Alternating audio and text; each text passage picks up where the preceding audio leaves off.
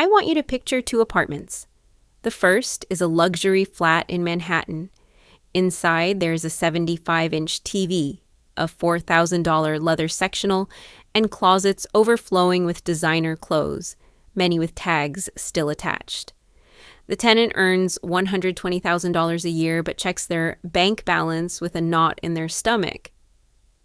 Now, look at the second apartment. It is modest, small, and clean. The tenant earns $55,000 but has 2 years of expenses saved. They sleep soundly. Why does the person earning half as much own a future that is 10 times more secure? This isn't a story about income, it's about the hidden relationship between stuff and freedom. This divergence isn't about how much money flows into your bank account. It's about a concept most people ignore called implicit rent. When you buy a bread maker that sits unused and gathers dust, or a high-end camping set that only sees the light of day once every 3 years, you aren't just out the purchase price. You are paying rent. You are paying in square footage, in the mental energy required to organize it, and in the time spent maintaining or eventually disposing of it. We've been conditioned to believe that accumulation is the goal. But in reality, every object you own is a silent tax on your freedom.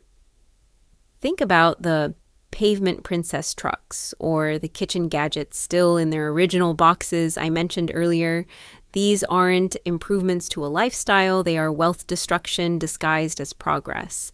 And we think we are buying comfort, but we are actually buying more obligations. Most people spend their lives working jobs they hate to pay for things they don't use to impress people they don't like. This is the lifestyle multiplier effect in its most toxic form. The price tag is just the entry fee. The true cost is the life energy you trade to keep that item in your orbit.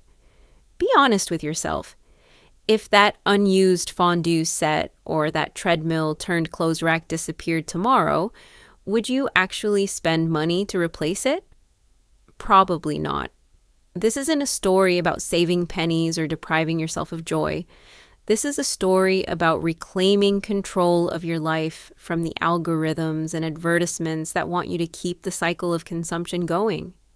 You have to realize a fundamental truth. Every piece of fake wealth you accumulate is a brick in the wall keeping you away from actual freedom. The purchase price is a one-time transaction. The ownership cost is forever.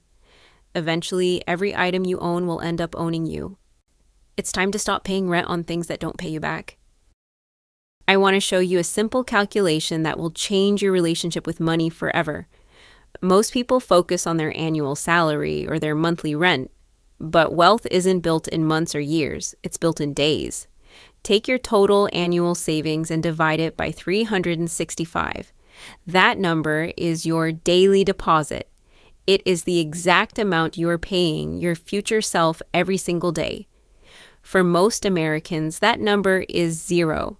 For many high earners driving at pavement princesses, those $80,000 trucks that never carry anything heavier than a bag of mulch, that number is actually negative.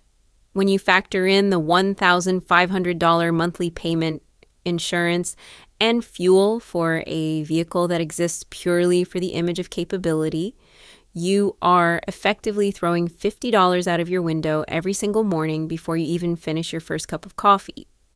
You aren't buying a truck. You are buying a mandatory extension to your working life. Now, imagine the person who saves $100 per day. Saving $36,500 a year sounds impossible, a mountain too high to climb, but $100 a day? That is just a series of small, intentional no's. It's saying no to the dinner party you didn't really want to attend. It's saying no to the phone upgrade when your current one works perfectly. It's the realization that a $200 jacket worn twice costs you $100 per wear, while a $400 jacket worn 200 times costs you $2. The math is identical, but the psychology is completely different. When you frame your wealth daily, the stakes become immediate. You stop looking at your life as a series of big financial milestones and start seeing it as 365 opportunities to choose freedom over stuff. You can either fund a depreciating metal box in your driveway, or you can fund the day you never have to work again. Hiring the daily deposit doesn't care about your intentions or your excuses. It only cares about the math. Are you paying the bank or are you paying yourself? The difference between staying broke and becoming wealthy is simply what you decide to do with the next 24 hours. Building wealth isn't about grand gestures. It is about a specific daily protocol that makes staying poor genuinely difficult.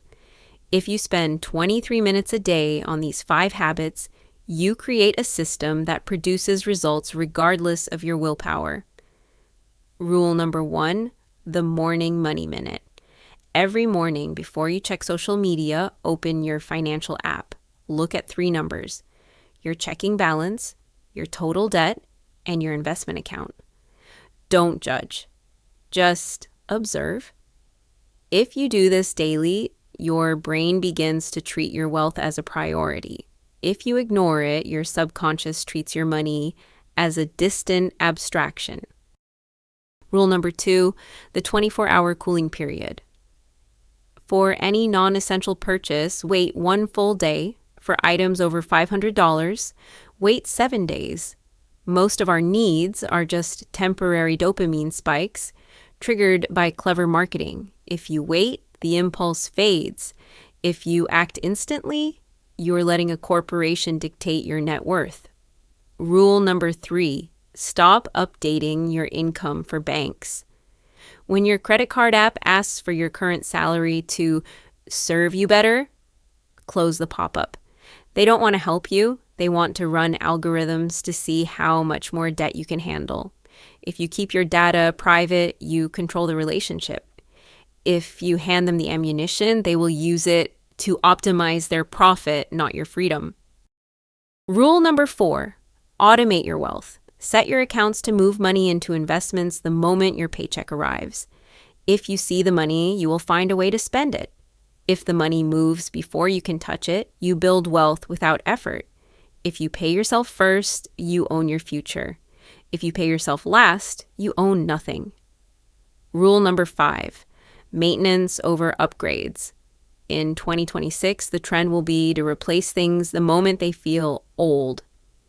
Resist this. A well-maintained vehicle or a 5-year-old phone works perfectly fine. If you maintain what you have, you keep your capital. If you upgrade for the sake of novelty, you are destroying wealth disguised as progress. These habits take exactly 23 minutes. If you implement this system, you ensure a trajectory of growth. If you ignore these rules, and you pay the price in years of your life traded for junk, the choice is yours. 23 minutes for freedom or a lifetime for stuff. Here is what nobody tells you about the timeline of wealth. Compounding feels like a complete lie for the first several years. You invest $500 every single month. You check your accounts after a year of sacrifice, and your portfolio grew by exactly $80 from actual returns. That's less than 1 week's worth of groceries. This is the financial desert, the place where most people quit because the math doesn't seem to match the hype. The magic feels more like a slow drip of disappointment. I want you to think about an ice cube sitting in a room that is minus 10 degrees. You start heating the room, -9, -8, -5, -1. Nothing has changed. To an outside observer, your effort has produced 0 results. But then you hit 0 degrees. 1 more degree of effort, and the ice begins to melt. All right, the phase shift happens not because of that last degree, but because of all the work done while the temperature was still below freezing. Wealth does not move in a straight line, it moves in an exponential curve. This is the 8-4-3 rule. It might take you 8 years to reach your first $100,000. It will take only 4 years to reach the next 100, and only 3 years for the 100 after that. The early years are purely about your labor. the daily deposit I mentioned. But eventually, the portfolio itself begins to do the heavy lifting. The gap between people who escape poverty and those who stay trapped is often just the ability to survive the boring years. Most people convince themselves compounding doesn't work for them because they stop at -2 degrees. They raid their accounts or inflate their lifestyle just as the ice was about to melt. You have to realize that the lack of visible progress is not a lack of actual progress. The wealth is already locked in mathematically. You just haven't reached the part of the timeline where it becomes visible yet. Stay in the room, keep the heat on. The bearing phase is a prerequisite for the explosion. That apartment I described at the beginning, the one belonging to someone earning $55,000 with 18 months of savings, belongs to someone applying these rules consistently. They didn't get there through exceptional income, but through exceptional clarity. They stopped buying stuff to impress people they don't even like and started using their money to buy the one thing that actually matters: time. Year 2026 will pass whether you take action or not. The question isn't how much you earn, but how many minutes you're willing to spend each day to never worry about money again.